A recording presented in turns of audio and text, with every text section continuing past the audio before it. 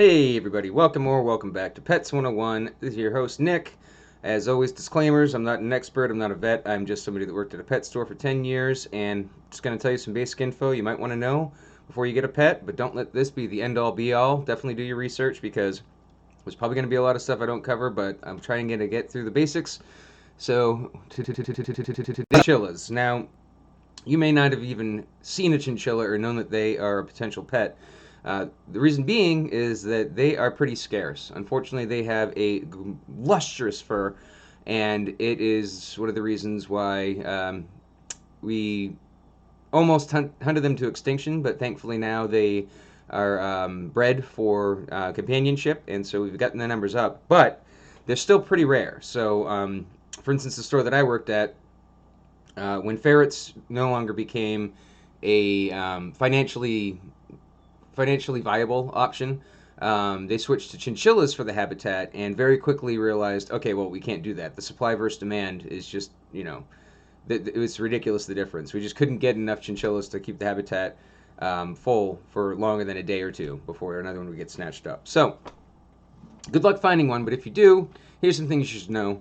So, for the most part, to start off with, their care is very similar to guinea pigs, and since I assume that most of you will not have watched the entire guinea pig video, forgive me if I'm repeating myself with a lot of stuff, but so first of all, you want to start off with the habitat. This is just a sounding like a broken record for anybody that has watched any other videos of mine, but I always recommend getting the habitat first and setting it up. That way you don't have to have your new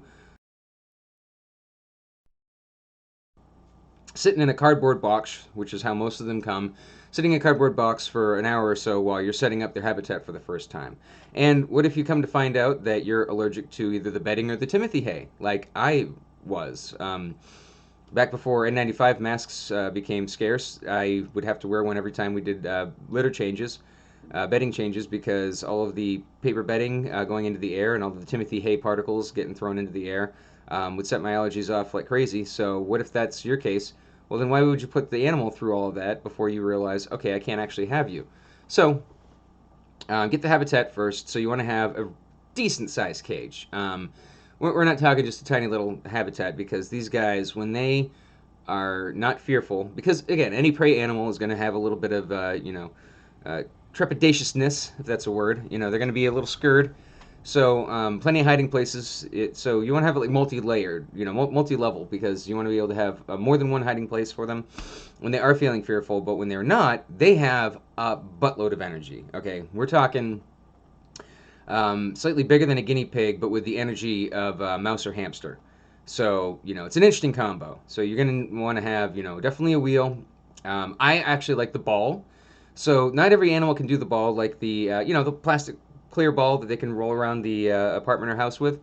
Um, they seem to really enjoy that, and it kind of keeps them safe from escaping, making too much of a mess, finding a tight corner that get tucked into that you can't get them out at.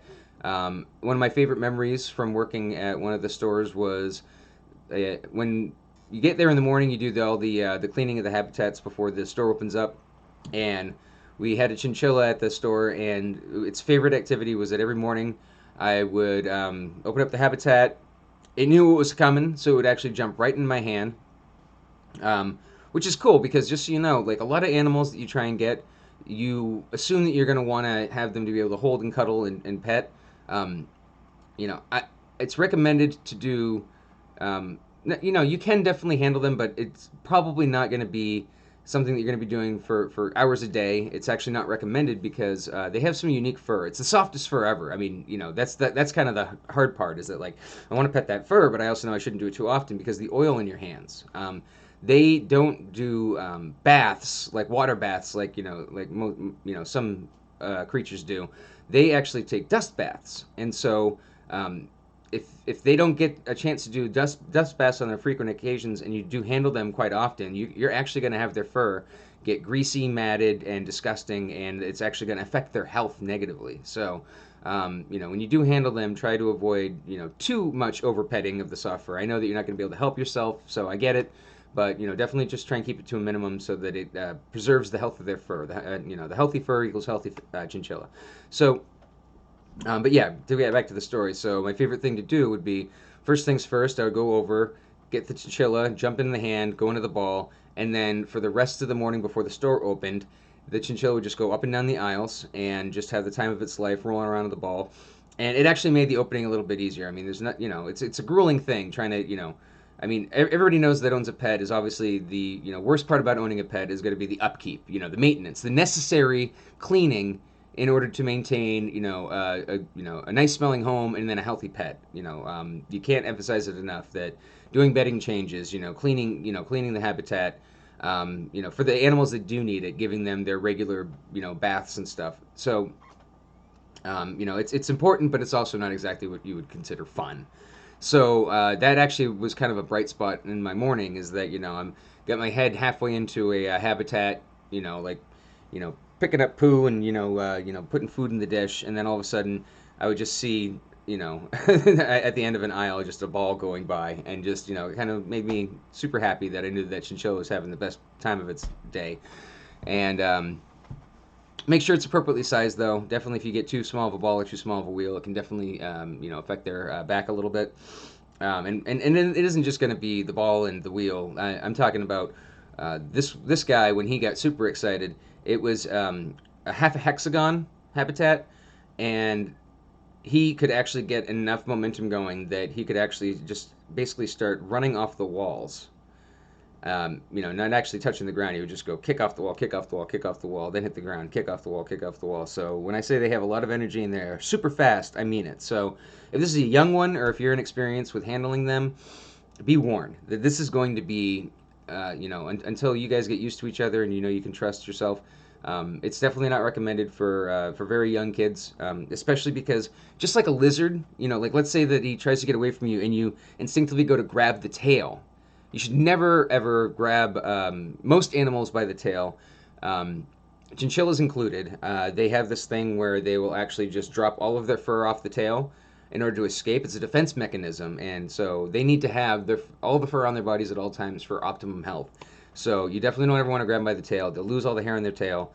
They won't be able to regulate their temperature as often. And while I'm on the subject, I might as well let you know, with all that nice, lovely big fur, they can get overheated pretty often.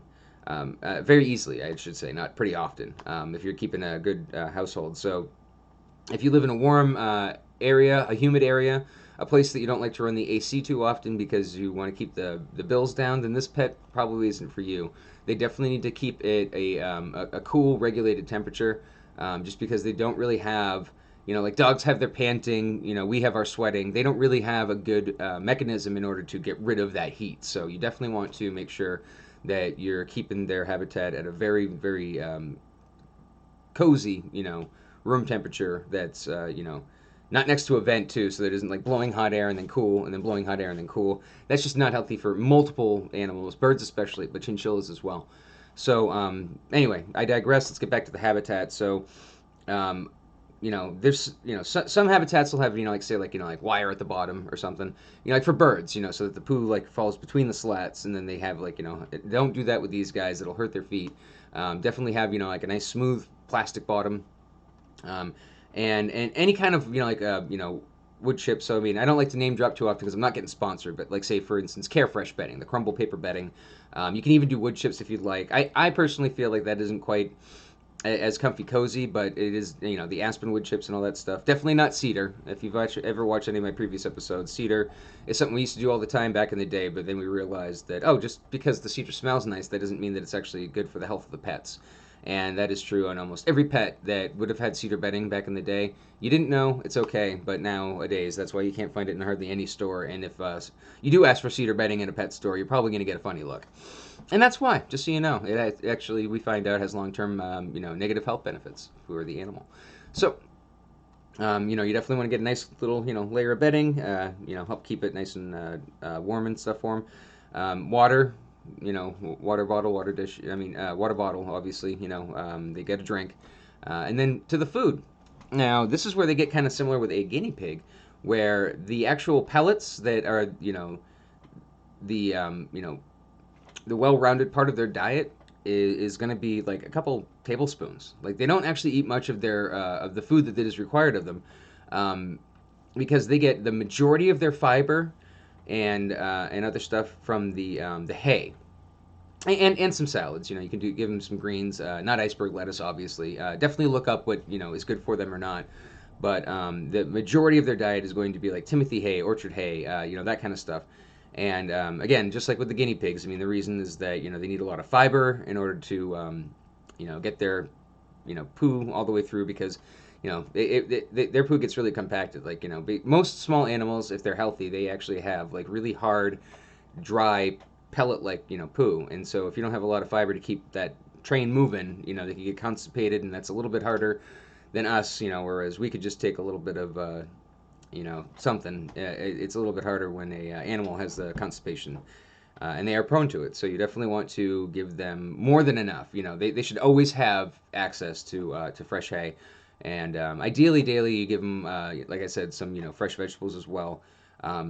But obviously they would get malnourished if they just ate that. So the pellets are very important, but don't expect them to eat a whole lot of them. So don't get panicky that, oh my God, he's not eating much. Well, they're not going to. They are going to nibble on that hay all day long, and that's very important. Like I said, for both the the digestive health, but also their teeth. They are prone to a couple of different things.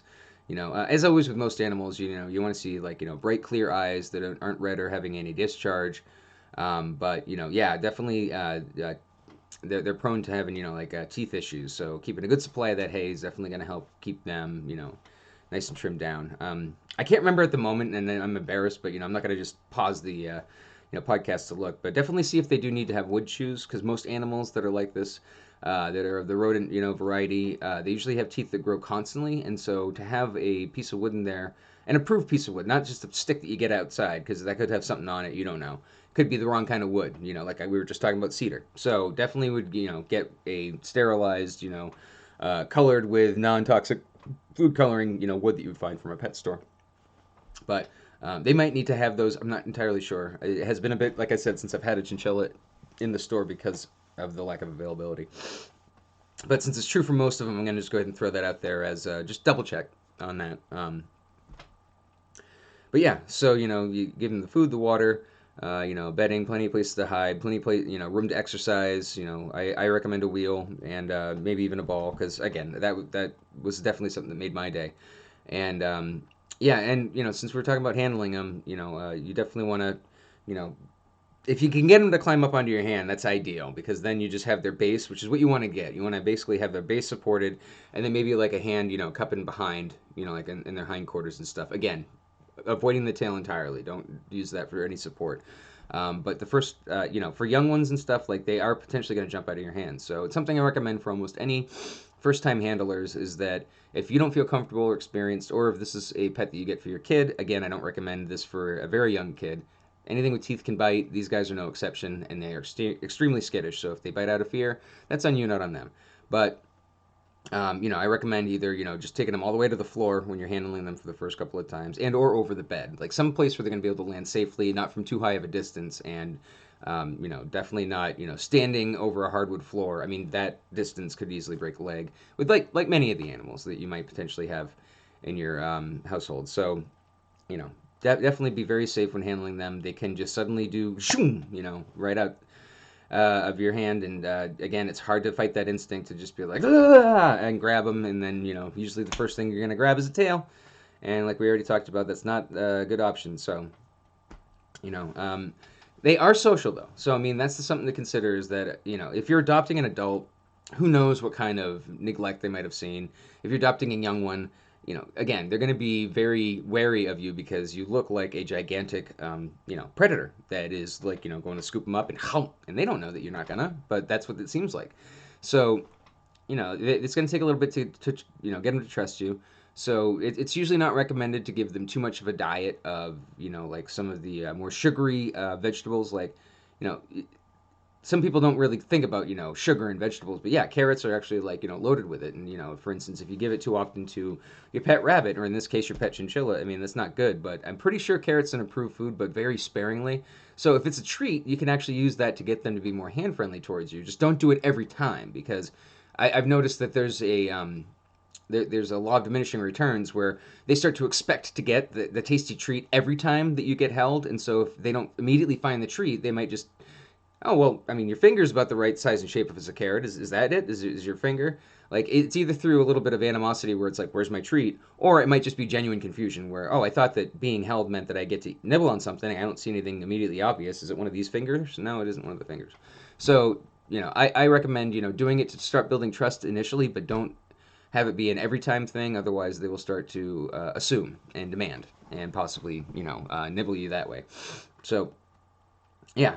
But, having said all that, they are sociable and not just only with you, but with each other. So if you do plan on giving them plenty of attention from you, they can easily be a solo pet. And as long as they're getting enough, on their terms, socialization with you, then that should be good enough. But let's say you do have a busy, work schedule or busy life that you're not going to be able to interact with them as often as you prefer to. Well, then you can absolutely get a same-sex companion.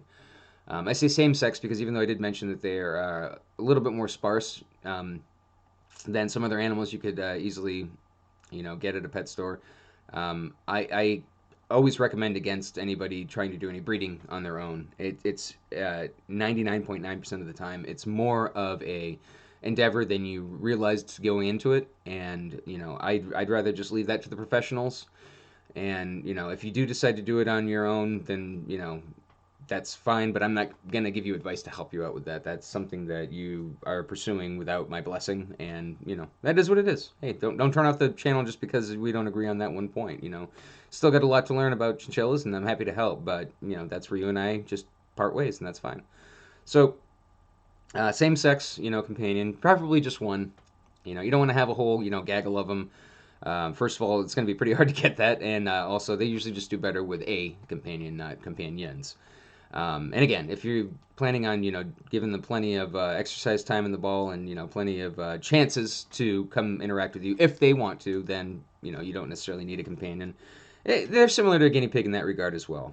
So like I said, they have a lot of mouse and hamster tendencies when it comes to the energy level and potential for biting and, skittishness.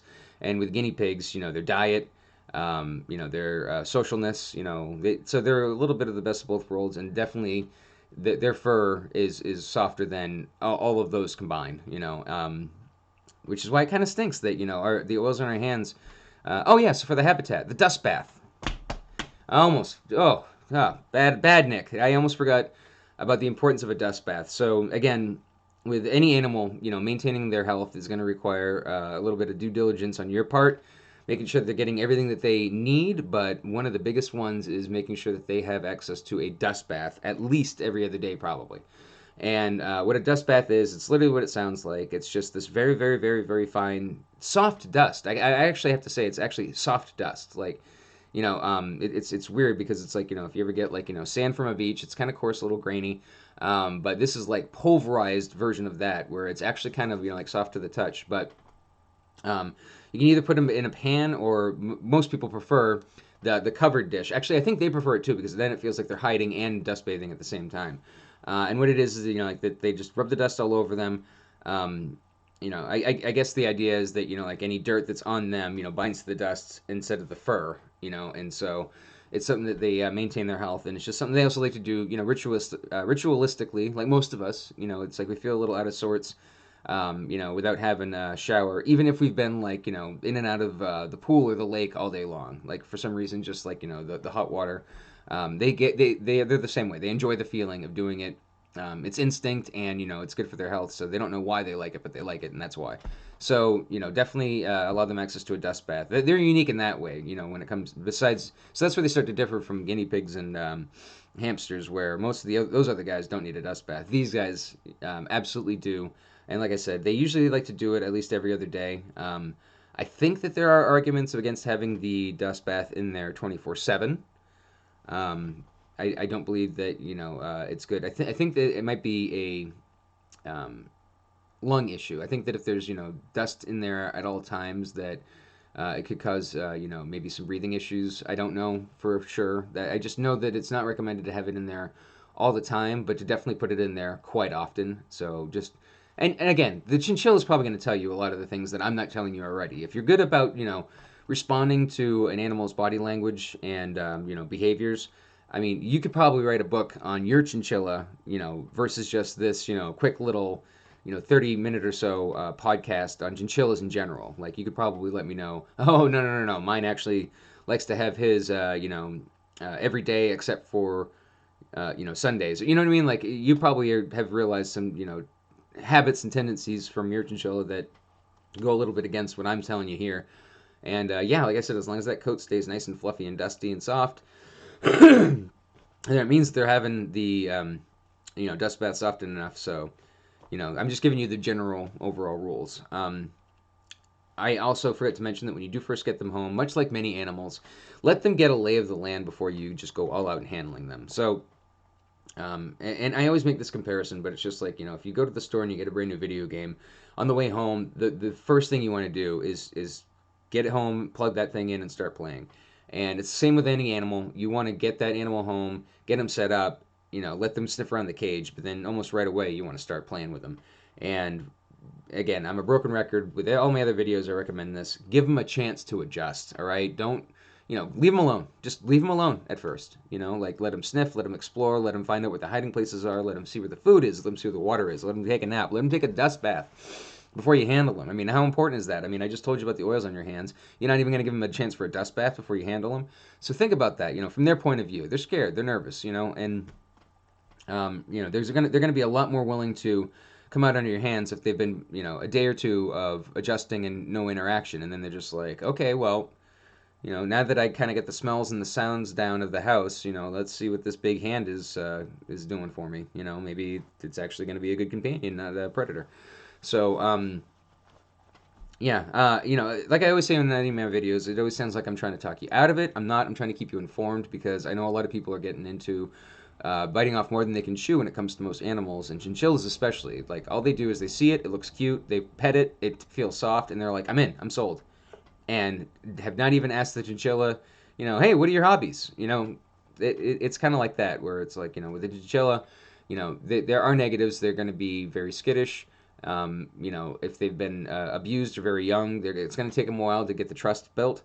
They do require, like any other animal, they require regular maintenance in their habitat, but also themselves with the dust baths. Their diet, you need to keep fresh veggies in the house. You need to have a constant supply of hay. Their pellets.